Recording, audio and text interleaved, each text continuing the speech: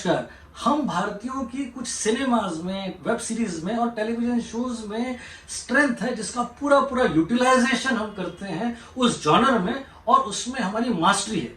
जैसे कि emotional dramas हो, या फिर म्यूजिकल लव स्टोरीज हो, या फिर ओवर द टॉप एक्शन फिल्में हो, या फिर costume centred larger than life period dramas हो। इसमें हम ब्रिलियंट है और श्रेष्ठ है। इनके कारण इस जॉनर में हमारे आसपास भी कोई नहीं फटकता, और कुछ ऐसे जॉनर है जिसके आसपास हम नहीं फटकते और हमें फटकना भी नहीं चाहिए। जैसे कि द इंसेप्शन, या मैट्रिक्स, या फिर द इंटरस्टेलर, या जॉज, या फिर ग्रेविटी, या फिर जुरासिक पार्क। इन फिल्मों की उम्मीदें हमसे ज़रा कम ही हैं, क्योंकि अभी तक हम क्रिश 1, 2, 3, 4 और सीआईडी के वो स्कूल लैब में किए गए और मेकअप करने वाले साइंटिस्ट के एक्सपेरिमेंट्स के अलावा कभी कभार हम RA1 या रोबोट या फिर द फ्लाइंग जेट बनाकर अपनी ही पीठ अपने आप थपथपा लेते हैं। लेकिन टेक्नोलॉजिकल एडवांसेस सेंटर्ड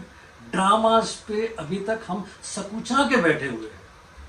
इस स्पेस में एक नई वेब सीरीज आई है जो कि जर्मन है और हमारी आंखें खोल देगी। लिमिटेड 6 एपिसोड्स की ये वेब सीरीज स्ट्रीम हो रही है 20 अगस्त 2020 से नेटफ्लिक्स पर, और नाम है बायोहैकर्स। कहानी एक बायोलॉजी के फीमेल स्टूडेंट की है जो कि जर्मनी के प्रेस्टिजियस फ्रीबर्ग यूनिवर्सिटी में एनरोल होती है एज अ मेडिकल स्टूडेंट, और करीबी हो जाती है एक सीनियर स्टूडेंट के जो कि वहाँ के स्टार प्रोफेसर का असिस्टेंट है। इसका मुख्य उद्देश्य उस स्टार प्रोफेसर के करीब जाने का है, क्योंकि उसके पीछे उसका पर्सनल गोल भी है और करियर गोल भी है। वो रूम शेयर करती है कुछ वियर्ड अपमार्केट जर्मन कलीग्स के साथ, और साथ ही साथ कॉलेज करते हुए इलीगल जेनेटिक एक्सपेरिमेंट्स की दुनिया में फंसती चली जाती है। इन इलीगल एक्सपेरिमेंट्स के पीछे उसने अपना छोटा भाई भी खोया हुआ होता है, जिसका प्रतिशोध भी वो लेना चाहती है। तो क्या वो इस खतरनाक जीन मॉडिफिकेशन और बायो हैकिंग के जंजाल से निकल पाएगी? इस तरीके के कई सारे प्रश्नों का उत्तर देती है यह बहुत ही खूबसूरती से फिल्माई गई वेब सीरीज, जिसका हर कैरेक्टर बहुत ही इंटरेस्टिंग और एनग्रॉसिंग है। अगर हाइज और लोज का जिक्र करें तो सबसे पहले हाइज गिनाते हैं। सबसे पहला हाई पॉइंट है गजब का नयापन और out of the box thought. दूसरा हाई पॉइंट है एक बहुत ही एंगेजिंग और वेल रिसर्च स्क्रीन प्ले जो 3 लोगों ने मिलकर लिखा है, तंजा बुबेल, निकोलस शुल्ज डॉनबर्ग और जोहन्ना थेलमैन ने।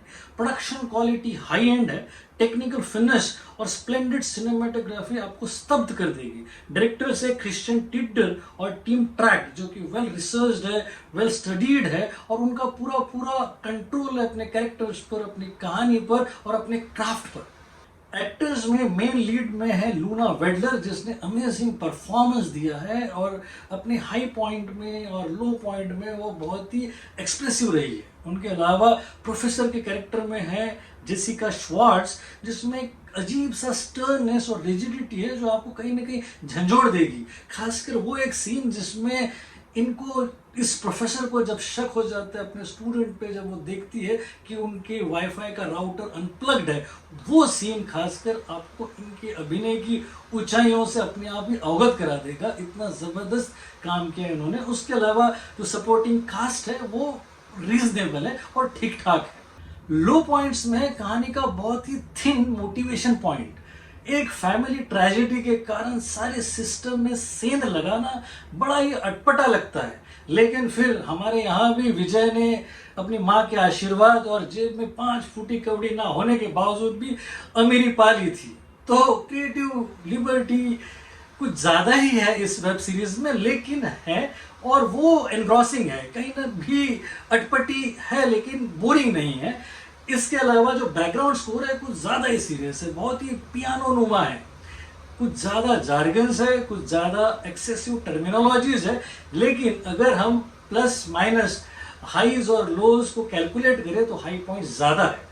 मैं रिकमेंड करूंगा इस वेब सीरीज़ को कि आप इससे अपने बच्चों के साथ या अपने दोस्तों के साथ देखें, क्योंकि वो थक गए होंगे क्राइम और इन्वेस्टिगेशन और मर्डर्स ओटीटीज पर देख देख के।